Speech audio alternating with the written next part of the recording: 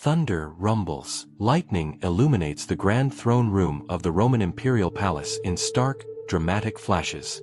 Rain lashes against tall windows. In the shadows, a figure kneels beside an ornate bed where Emperor Claudius lies motionless, foam still wet on his lips. The figure rises, revealing Agrippina, beautiful, calculating, her hands trembling slightly as she wipes them clean with a silk cloth.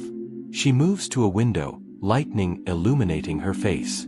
Agrippina, placing her hand on Nero's shoulder. Remember, my son, you are emperor now. Claudius is dead, and Rome belongs to you. Nero, uncertainly, I still can't believe Uncle Claudius is gone. Everything happened so fast. Seneca, stepping forward, Caesar, the Senate awaits your first address. They need to see strength in their new leader. Nero, standing, trying to look confident, then let them see their emperor. A group of senators enters, bowing low. Senator 1, Hail Caesar. Long live Emperor Nero. All senators, together, Hail Caesar. Nero, voice cracking slightly, Noble senators of Rome, I promise to rule with wisdom and justice. I will listen to your counsel and serve Rome with all my heart. Agrippina whispers in his ear. Agrippina, whispering, tell them about the games. The people love games. Nero, brightening, and to celebrate my reign, there shall be grand games. Gladiator fights, chariot races, and theatrical performances for all of Rome. The senators cheer. Seneca looks concerned. Seneca, quietly to Burrus, he's just a boy. This power, it worries me. Burrus, quietly back, we must guide him carefully. Rome depends on it. Nero sits at a desk, quill in hand, surrounded by scrolls. He's grown more confident but also more restless. Seneca enters. Seneca, Caesar, you missed the morning meetings with the governors. Nero, not looking up, I was writing poetry. Seneca, listen to this. Like Apollo's golden lyre, my words shall sing of love and beauty. Seneca, sighing, poetry is noble, Caesar, but governing Rome requires attention too. Nero, standing abruptly, why must everything be about governing? I am emperor. Shouldn't I be able to pursue art, music, theater? Seneca, of course, but Nero, in Greece, artists are celebrated. Here, everyone wants me to think only of taxes and laws and military campaigns. Seneca, Caesar, your artistic talents are remarkable. But Rome has enemies. The Germanic tribes grow bold. The people need. Nero, interrupting, the people need entertainment, beauty. When I perform on stage, they cheer louder than they do for any military victory. Agrippina enters without announcement. Agrippina, Nero, we need to discuss your marriage to Octavia. The union isn't producing heirs. Nero, uncomfortable, mother, please. Not now. Agrippina, a strong dynasty needs children. The people expect. Nero, shouting, everyone expects. Everyone demands. What about what I want? He storms out. Agrippina and Seneca exchange worried glances. Agrippina, he's becoming difficult to control. Seneca, perhaps that's the problem. He's not meant to be controlled. He's meant to be guided. Nero, now 22, performs on stage before a crowd of Roman citizens. He plays the lyre and sings. The crowd is politely enthusiastic. Marcus, a middle-aged merchant, sits with his wife Claudia. Nero, singing, O Venus, goddess fair, guide my heart to love's sweet care. Claudia, whispering to Marcus, he has a lovely voice. Marcus, whispering back, he's the emperor. We have to say that. Claudia, no, truly. He's talented. Nero finishes his performance. The crowd applauds. He bows deeply, clearly thrilled. Nero, to the crowd, thank you, my beloved Romans. Art and beauty shall flourish in our empire. Later, backstage. Tigellinus, a slick, ambitious man approaching Nero. Magnificent performance, Caesar. You have the soul of an artist. Nero, pleased, you think so? Seneca says I should focus more on statecraft. Tigellinus, Seneca is old and rigid.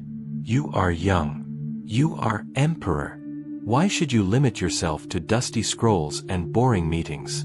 Nero, intrigued, what do you mean?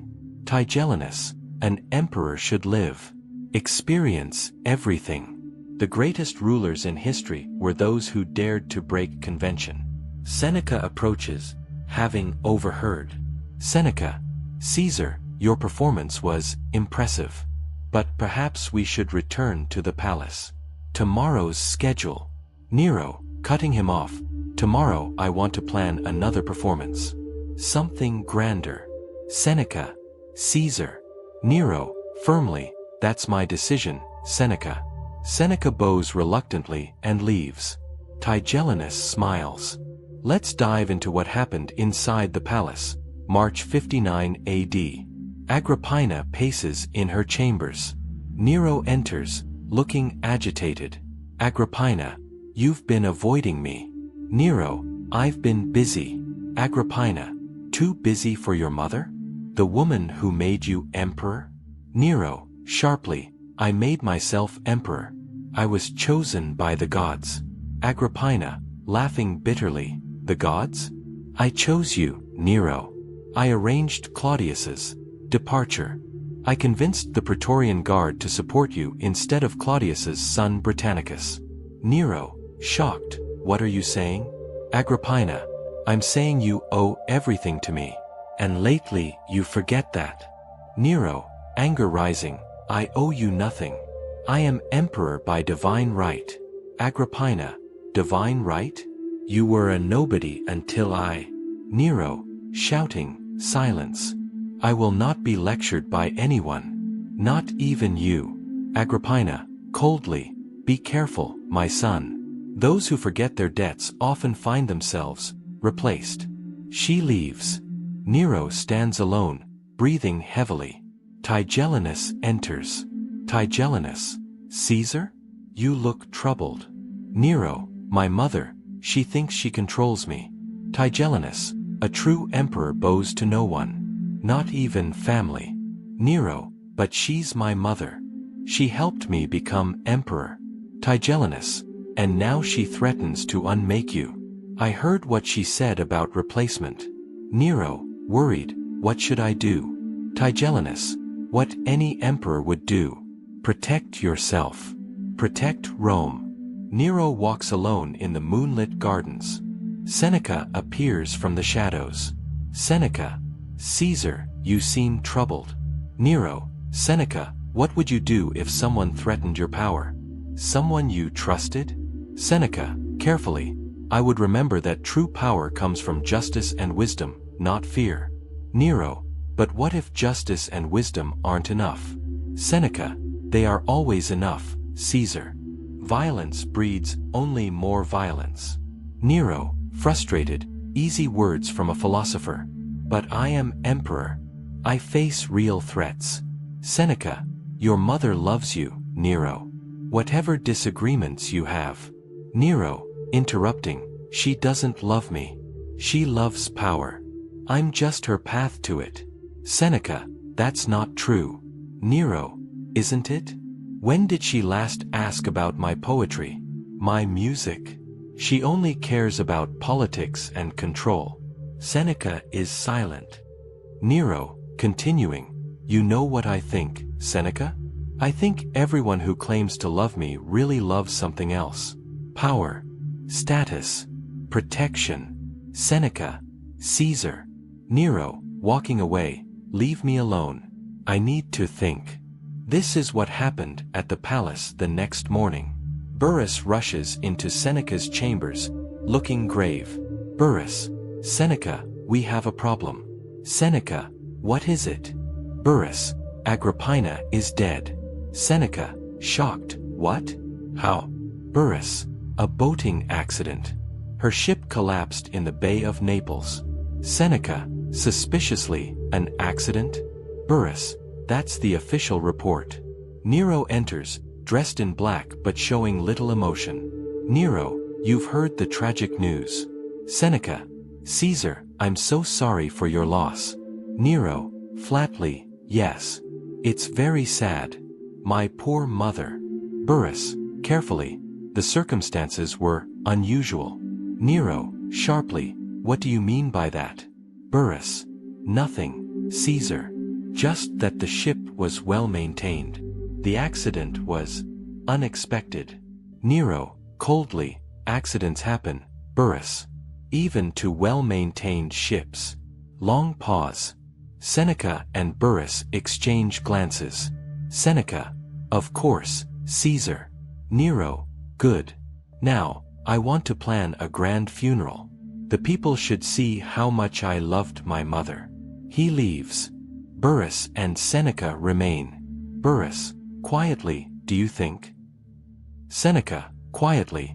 I think we're serving a different man than the one we helped raise to power. Marcus and Claudia walk through the bustling marketplace. Other citizens mill about, talking in hushed tones. Citizen 1. Did you hear about the Empress Agrippina? Citizen 2. Terrible accident. So young. Citizen 3. Suspiciously. Very convenient accident, if you ask me. Marcus, to Claudia. Keep your voice down when we talk about the imperial family. Claudia. Why? We're just citizens having a conversation. Marcus. These days, even citizens need to be careful what they say. A Praetorian guard walks by. The citizens immediately change their conversation. Citizen 1. Loudly. Beautiful weather we're having. Citizen 2. Yes, perfect for the upcoming games. The guard passes. The people relax slightly. Claudia, to Marcus, it wasn't always like this. I remember when Emperor Augustus ruled. People could speak freely. Marcus, times change. Emperors change. Claudia, not always for the better. Nero's voice echoes across the forum from a distance.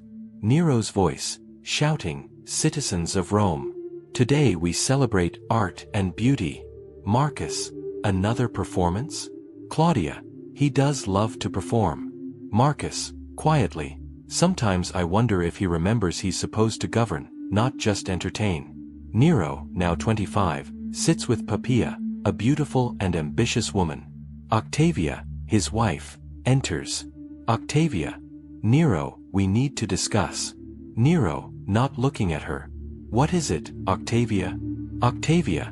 The senators are asking questions about our marriage. About heirs. Nero, annoyed. Tell them I'm busy. Poppaea, sweetly. Perhaps Octavia should give you some privacy, darling. Octavia, hurt, darling? Nero, who is this woman? Nero, standing. Poppaea is a friend. Octavia, a friend? She's in our private chambers, calling you darling, and Nero, angrily. Don't question me. I am emperor. Octavia. And I am your wife. Poppaea, innocently. Oh, how awkward. Should I leave? Nero, to Octavia, you should leave. I have important matters to discuss. Octavia, shocked, you're dismissing me? Your own wife. Nero, I'm dismissing someone who doesn't understand her place. Octavia leaves in tears. Poppaea smiles. Poppaea, poor thing. She doesn't understand you like I do. Nero, sitting back down, she's never understood me. She thinks being empress means she can tell me what to do. Poppaea, you need someone who appreciates your artistic soul, your passion. Nero, pleased, yes. Exactly. Poppaea, someone who sees that you're not just an emperor, but a visionary. Nero, thoughtfully, I've been thinking about that. About my vision for Rome. Poppaea, tell me. Nero, I want to rebuild it. Make it more beautiful. Grander. With golden palaces and wide boulevards and magnificent theaters. Poppaea, that sounds wonderful. But wouldn't that be expensive? Nero, I'm the emperor. Money is no object. Poppaea, of course not. You should have everything you desire. This is what happened at Seneca's chambers, later. Seneca sits at his desk, writing. Burrus enters, looking worried. Burrus, Seneca, have you seen the latest expenditures? Seneca, looking up, what about them? Burrus, Nero's spending is out of control. Golden statues, elaborate games, that massive palace he's building. Seneca, sighing, I've tried to counsel moderation. Burrus, he doesn't listen anymore. And now there's talk of divorcing Octavia to marry this Poppaea woman. Seneca, alarmed, divorce? That would be politically disastrous. Octavia is popular with the people. Burrus, try telling him that. Yesterday he had me exile 3 senators who questioned his building projects. Seneca, this isn't the boy we helped raise to power. Burrus, no. This is someone else entirely. Tigellinus enters without being announced. Tigellinus, gentlemen, the emperor wants to see you both. Seneca, we'll be right there. Tigellinus, smiling coldly, he wants to see you now. They follow him out. Seneca and Burrus exchange worried glances. The throne room. Nero sits on his throne, wearing elaborate golden robes. Poppaea stands beside him. Seneca and Burrus approach. Nero, my loyal advisors. Seneca, Caesar. Nero, I've been thinking about changes. New directions for the empire. Burrus, what kind of changes? Nero, first, I'm divorcing Octavia. I will marry Poppaea. Seneca, carefully, Caesar, such a decision would have significant consequences. Nero, cutting him off, are you questioning my judgment? Seneca, not questioning. Simply suggesting we consider all implications. Nero, the only implication is that I will finally be happy. Isn't that what you want for me? Burrus, of course, but the people love Octavia. She's done nothing wrong. Nero, coldly, she's done nothing right, either. She's boring. She has no appreciation for art or beauty.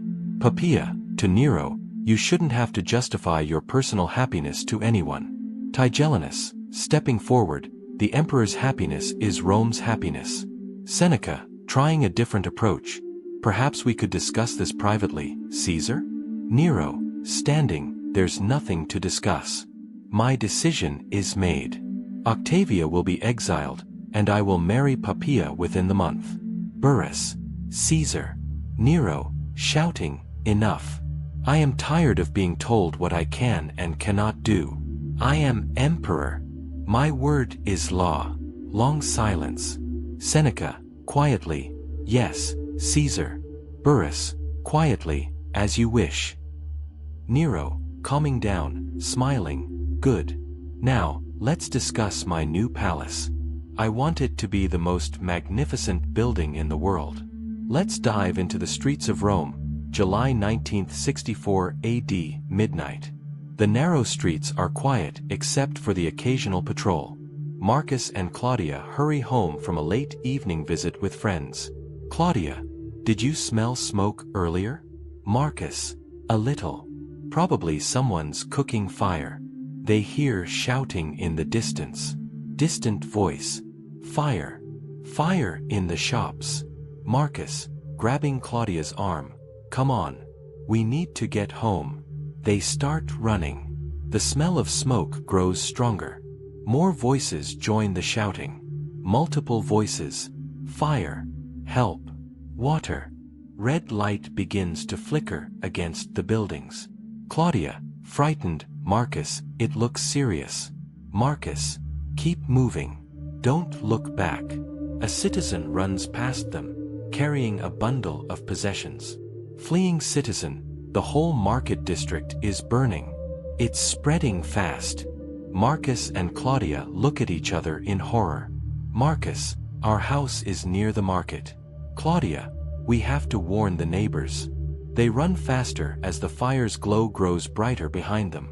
Nero sleeps peacefully in his luxurious bed. A servant bursts in. Servant, Caesar. Caesar, wake up. Nero, groggily, what? What's wrong? Servant, fire, Caesar.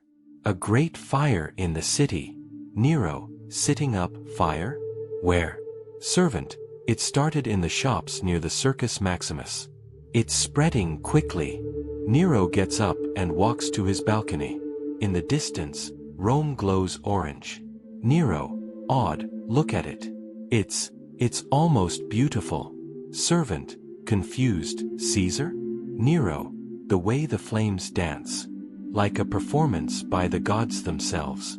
Servant, Caesar, shouldn't we do something? Tigellinus enters. Tigellinus, Caesar, the fire is spreading. Several districts are affected. Nero, still watching.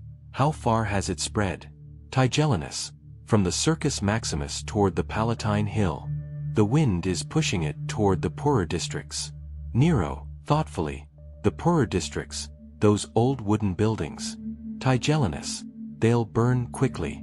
Nero, turning to face him, this could be an opportunity. Tigellinus, understanding, an opportunity? Nero, for rebuilding. For creating the Rome I've envisioned. The servant looks shocked. Servant, Caesar, people are dying out there. Nero, coldly, people die every day. But how often does one get the chance to rebuild an entire city? Chaos fills the streets. People flee carrying whatever possessions they can save. Marcus and Claudia stumble through the smoke, their clothes singed. Claudia, coughing, I can't breathe. Marcus, supporting her, keep moving. The river isn't far. Around them, buildings collapse in showers of sparks. Other citizens cry out in despair. Citizen 4, my shop. 20 years of work. Citizen 5, has anyone seen my children? Marcus, Julia. Lucius, a young Roman soldier, helps evacuate people. Lucius, shouting, this way. Stay together. Don't go back for possessions. Marcus, to Lucius, soldier. Is the emperor sending help? Lucius, grimly. The emperor is observing the situation. Claudia, observing? What does that mean? Lucius, quietly. It means he's watching it burn.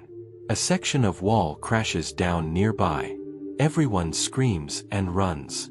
Marcus, as they run, 6 days. They say it burned for 6 days. Claudia, 6 days of hell. The fire has been extinguished. Nero stands in his throne room with Tigellinus, Seneca, and several other advisors. Maps of Rome are spread on a table. Nero, excitedly, look at this opportunity. We can build wider streets, grander buildings, a new palace that stretches across the entire Palatine Hill. Seneca, quietly, Caesar, thousands of people are homeless. They need shelter, food. Nero, waving dismissively, they'll have new homes, better homes. I'm going to rebuild Rome as the greatest city in the world. Advisor 1, Caesar, the cost of such rebuilding would be enormous. The treasury. Nero, interrupting, will pay for it. We'll find the money. Tigellinus, there are always ways to raise funds. New taxes. Confiscating property from enemies of the state. Seneca, alarmed, enemies of the state? Tigellinus, those who oppose the emperor's vision. Those who spread rumors and lies. Nero, interested, what kind of rumors? Tigellinus, some people are saying, well, they're saying you started the fire deliberately. Nero, shocked, what? That's ridiculous. Tigellinus, of course it is. But rumors spread. We need to find someone to blame. Seneca, suspiciously, someone to blame? Tigellinus, those Christians. They're always preaching about the end of the world. Perfect scapegoats. Nero, considering, yes, that could work. The Christians are unpopular anyway. Seneca, protesting, Caesar, you can't blame innocent people for something they didn't do. Nero, sharply, can't I? I am emperor. I can do whatever is necessary to protect Rome. Seneca, this isn't protecting Rome. This is. Nero, dangerously. This is what? Long pause. Seneca realizes he's gone too far. Seneca, quietly, nothing. Caesar. Nero, smiling coldly, good. Tigellinus, arrange for the arrest of the Christian leaders. Make it public. The people need to see that justice is being done. The FAL off the streets of Rome, 65 AD. Marcus and Claudia walk through the rebuilt sections of Rome. The buildings are grander but also more expensive looking. Poor Romans gather in corners, looking hungry and resentful. Claudia, the new buildings are beautiful. Marcus, beautiful but empty. Who can afford to live in them? Claudia, not us, certainly. They pass a group of poor citizens. Poor citizen 1, 3 years since the fire, and we're still living in temporary shelters. Poor citizen 2, while his golden palace grows larger every day. Poor citizen 3, my grandfather served in the legions under Augustus. He said emperors used to care about common people. Marcus, quietly to Claudia, careful what you say. There are informers everywhere now. A Praetorian guard approaches. Guard, you citizens. What are you discussing? Marcus, nervously, just admiring the new construction. Guard, suspiciously, it sounded like complaining to me. Claudia, quickly, oh no, sir. We were saying how magnificent everything looks. Guard, after a pause, see that it stays that way. He moves on. Marcus, whispering, this isn't the Rome I grew up in.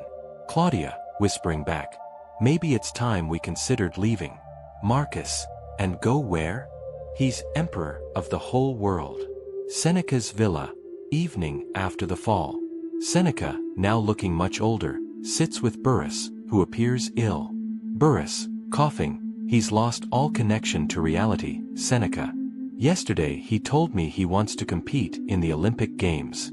Seneca, as a spectator? Burrus, as a participant. In singing competitions. And chariot racing. Seneca, horrified, the emperor of Rome, competing like a common entertainer? Burrus, he doesn't see it that way. He thinks it will prove his artistic greatness. Seneca, what have we created? Burrus, we didn't create this. We tried to guide a boy, and he became something else. A messenger arrives. Messenger. Seneca, the emperor requests your immediate presence at the palace. Seneca, wearily, of course he does. Burrus, grabbing his arm, be careful. Tigellinus has been whispering poison in his ear about us old advisors. Seneca, what kind of poison? Burrus, that we're holding him back. That we don't appreciate his greatness. Let's dive into what happened at the throne room that night. Nero, now 28, sits on his throne wearing a crown of gold laurel leaves. He looks older, more paranoid. Tigellinus stands nearby. Seneca enters. Nero, not looking at him. Seneca, my old teacher. Seneca, Caesar. Nero, I've been thinking about our early days together. You taught me about philosophy, didn't you? Seneca, carefully, I tried to teach you wisdom, yes. Nero, wisdom. Laughs bitterly. What is wisdom to an emperor? Seneca, the ability to rule justly. To consider consequences. To put the people's needs before one's own desires. Nero, standing abruptly, the people. Always the people. What about my needs? What about my desires? Seneca, Caesar. Nero, pacing, do you know what the people really want, Seneca? They want spectacle. Entertainment. They want to see their emperor as something more than human. Seneca, that's not true. Nero, isn't it? When I perform, they cheer. When I give them games, they worship me. But when I try to govern wisely, as you taught me, they're bored. Tigellinus, speaking up, the people love a strong emperor. A godlike emperor. Seneca, to Tigellinus, and what do you know about the people? Tigellinus, smiling coldly, I know they respect power. Fear is respect. Seneca. Nero, to Seneca, Tigellinus understands what you never did. An emperor cannot be just another man. Seneca, desperately, Nero, please. Remember the boy you were. Remember your dreams of being a good ruler. Nero, sadly for a moment, that boy was weak. That boy let people tell him what to do. Seneca, that boy had a good heart. Nero, anger returning, good hearts are for philosophers, Seneca, not for emperors. Long pause. Nero, continuing, I think it's time for you to retire. Permanently. Seneca, understanding, I see. Nero, you've served Rome well. It would be unfortunate if that service were to end poorly. Seneca, with dignity, I understand, Caesar. I'll make arrangements. Nero, almost kindly, you were a good teacher, Seneca. But I've learned everything you have to teach. Seneca bows and leaves. Tigellinus smiles. Flavius, a captain of the Praetorian Guard, meets secretly with several other military officers. Flavius, quietly, the situation has become impossible, gentlemen. Officer 1, the troops are talking openly about rebellion. Officer 2, yesterday, 3 more senators disappeared. Anyone who questions him vanishes. Flavius, it's not just the disappearances. The empire is falling apart. The Germanic tribes are raiding freely. Judea is in open revolt. Officer 1, while he performs on stage and builds golden palaces. Officer 3, entering quickly, news from Gaul. Governor Galba has declared himself emperor. Stunned silence. Flavius, Galba? He's actually done it? Officer 3, 3 legions have joined him. More are expected. Officer 2, this is it, then. Civil war. Flavius, not if we act quickly. If the Praetorian Guard withdraws support. Officer 1, you're talking about abandoning the emperor we swore to protect. Flavius, I'm talking about saving Rome from the emperor who's destroying it. The officers look at each other grimly. Officer 2, what about our oaths? Flavius, our oath was to Rome first. To the emperor second. Officer 3, the Senate is meeting in emergency session tomorrow. They're discussing alternatives. Flavius, then we need to make our decision quickly. The palace, June 68 AD. Nero sits alone in his chambers, disheveled and frightened. Outside, angry voices can be heard. Tigellinus enters. Tigellinus, Caesar, we need to leave. Now. Nero, looking up with wild eyes, leave? Leave Rome. Tigellinus, Galba's forces are approaching the city. The Senate has declared you an enemy of the people. Nero, shocked, enemy of the people? But I gave them everything. Games, spectacles, art. Tigellinus, the Praetorian Guard has abandoned the palace. Most of your servants have fled. Nero, standing shakily, this can't be happening. I am emperor. I am divine. Tigellinus, harshly, you're a man, and men can be killed. We have horses ready. There's still time to escape to Egypt.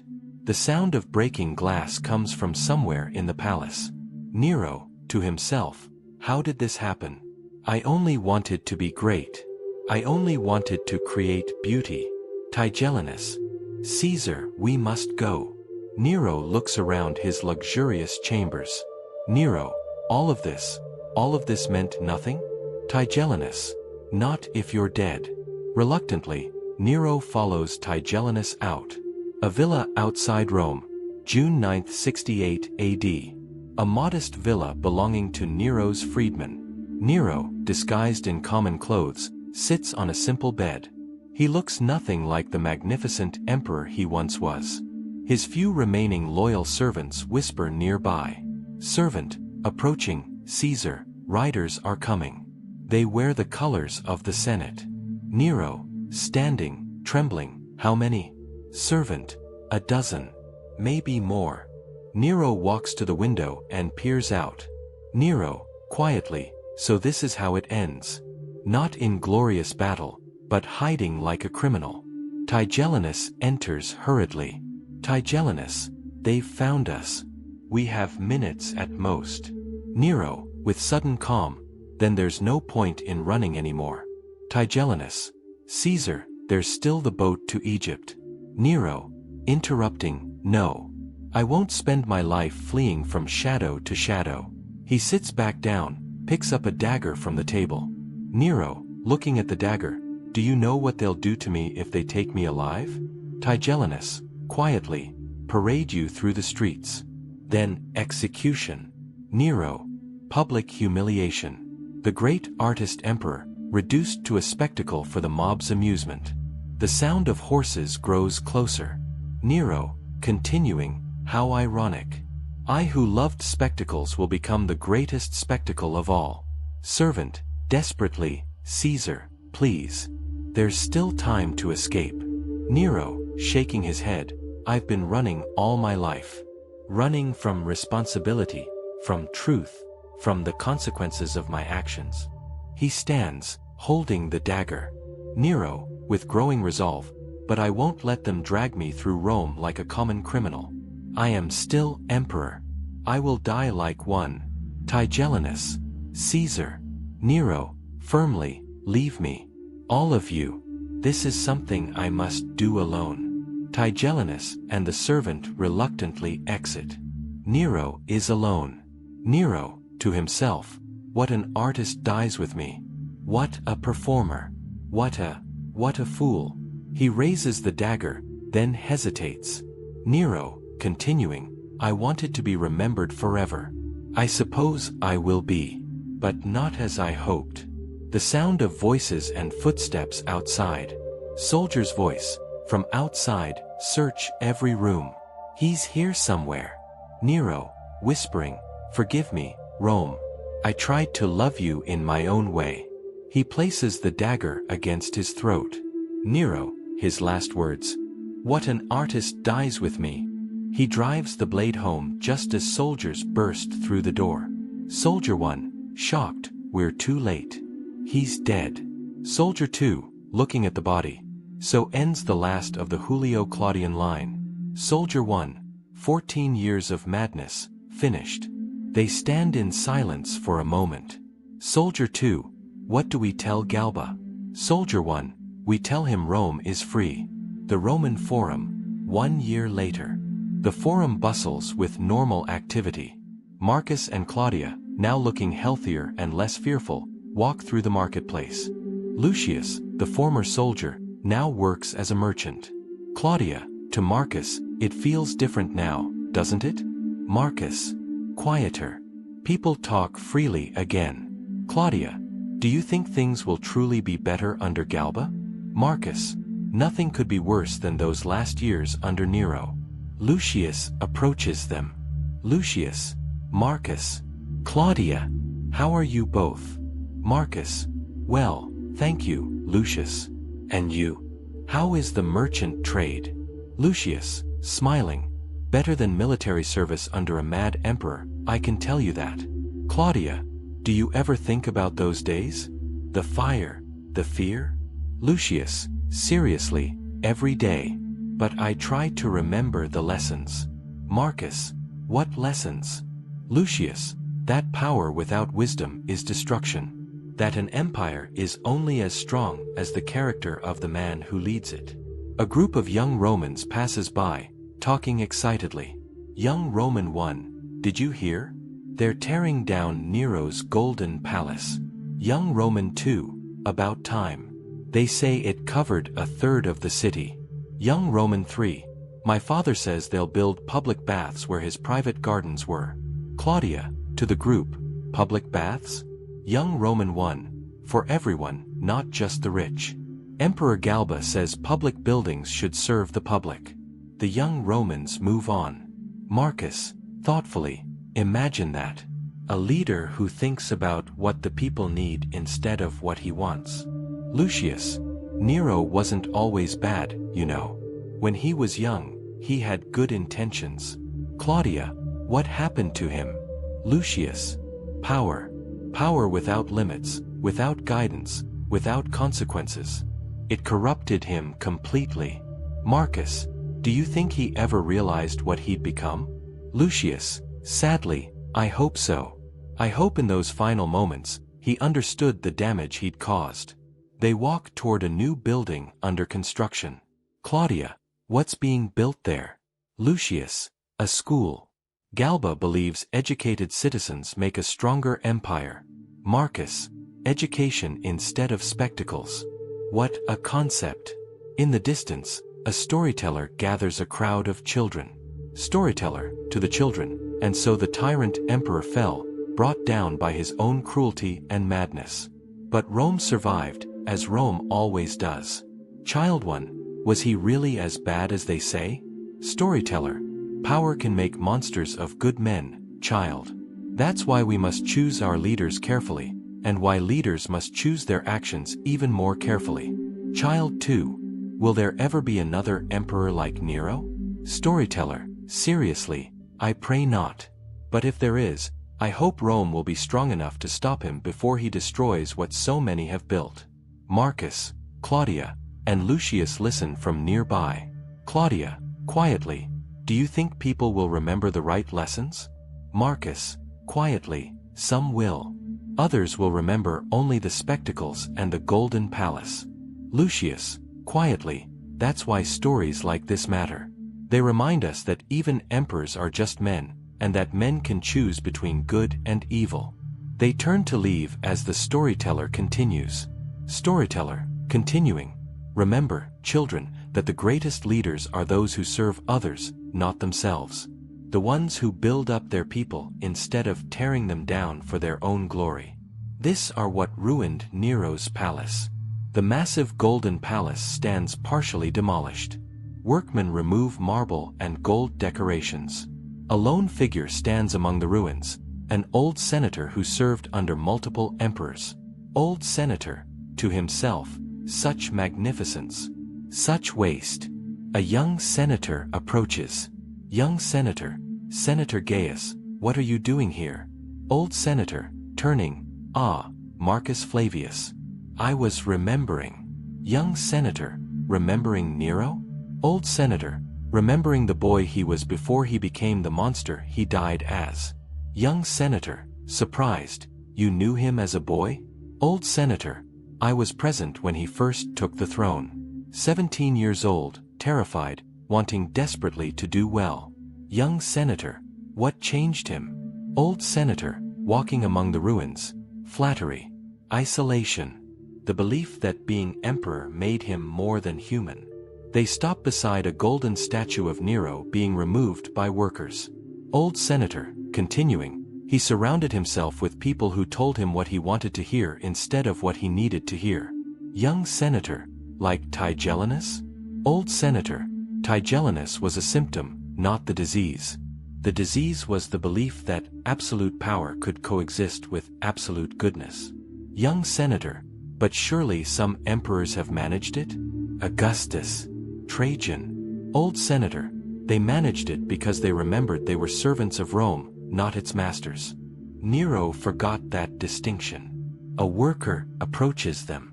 Worker, senators, we found this in the emperor's private chambers. He hands them a scroll. Old senator, unrolling it, poetry. He was writing poetry until the very end. Young senator, reading over his shoulder. The artist's soul burns bright but brief, like a flame that consumes all it touches. Old senator, sadly. Perhaps he did understand, in the end. Young senator, do you think history will remember him with any compassion? Old senator, history will remember the truth. That a young man with great gifts chose the wrong path and destroyed himself in the process. They begin walking away from the ruins. Old senator, continuing, the question isn't whether we should pity Nero. The question is whether we can learn from him. Young senator, learn what? Old senator, that character matters more than talent. That humility is more valuable than genius.